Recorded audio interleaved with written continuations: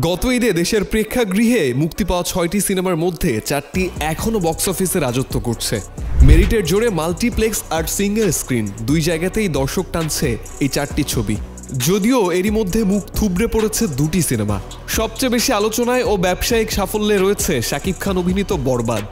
ঈদে মুক্তির পর থেকেই অপ্রতিরোধ্য গতিতে চলছে সিনেমাটি। সারা দেশে রেকর্ড পরিমাণ শো এবং পেয়েছে দর্শকের প্রতিক্রিয়াও। চতুর্থ সপ্তাহে এসেও বরবাদ ঢাকার অন্যতম জনপ্রিয় মাল্টিপ্লেক্স লায়নে দর্শক চাহিদায় দৈনিক 7টি শো পেয়েছে। সিনেপ্লেক্সের 6টি ব্রাঞ্চে আফরান নিশুর দাগিকে পেছনে ফেলে দ্বিতীয় অবস্থানে উঠে এসেছে জঙ্গলি। এই সপ্তাহে জঙ্গলির শো বেড়ে দাঁড়িয়েছে 23টি, যেখানে দাগি পাচ্ছে 18টি শো। মাল্টিপ্লেক্সে জঙ্গলির রয়েছে 3টি শো আর দাগির 2টি। চক্কর ছবির শো কিছুটা কমেছে, 3টি ব্রাঞ্চ থেকে নেমে এসেছে 2টি ব্রাঞ্চে। শো সংখ্যা অপরিবর্তিত থাকলেও দর্শক সাড়া তুলনামূলক কম। হল মালিক সমিতির মতে এবার ঈদের ছবিগুলোর মধ্যে সবচেয়ে বড় চমক বরবাদ। পাশাপাশি জঙ্গলি ও দাগি ছবি দুটিও টিকিয়ে রেখেছে দর্শকপ্রিয়তা। তাদের ধারণা বরবাদ, জঙ্গলি ও দাগি আগামী ঈদুল আজহা পর্যন্ত দেশের বিভিন্ন হলে চলবে।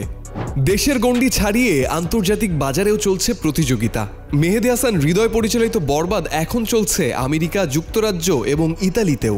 বিশেষ করে যুক্তরাষ্ট্রের দর্শক চাপ এতটাই বেশি যে দ্বিতীয় সপ্তাহে লস অ্যাঞ্জেলেস, ওয়াশিংটন ও ফ্লোরিডায় নতুন করে শো বাড়ানো হয়েছে। শিহাব শাহিন পরিচালিত দাগি ইতিমধ্যে মুক্তি পেয়েছে অস্ট্রেলিয়াতে, আর এবার মুক্তি পেতে যাচ্ছে যুক্তরাষ্ট্রের 15টি শহরে।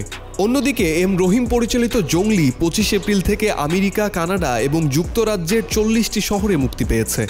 সব মিলিয়ে শাকিব ভক্তরা মজা করেই বলছেন বরবাদ যেন সত্যিই সব বরবাদ করে দিচ্ছে।